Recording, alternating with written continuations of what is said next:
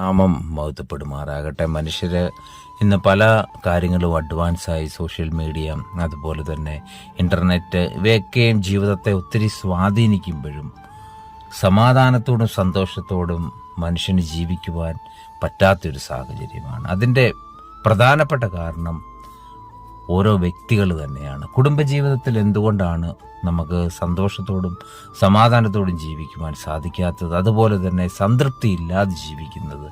ഇവിടെയൊക്കെ നമ്മൾ കുറച്ചുകൂടി ശ്രദ്ധിക്കണം. കർത്താവിൻ്റെ വചനം എന്താണ് പറയുന്നത്? വിശുദ്ധ മത്തായിയുടെ സുവിശേഷം 5-ാം അധ്യായത്തിൻ്റെ 9-ാമത്തെ വാക്യത്തിൽ ദൈവം പറയുന്ന ഈ കാര്യം, സമാധാനമുണ്ടാക്കുന്നവർ ഭാഗ്യവാന്മാർ, അവർ ദൈവത്തിൻ്റെ പുത്രന്മാർ എന്ന് വിളിക്കപ്പെടും.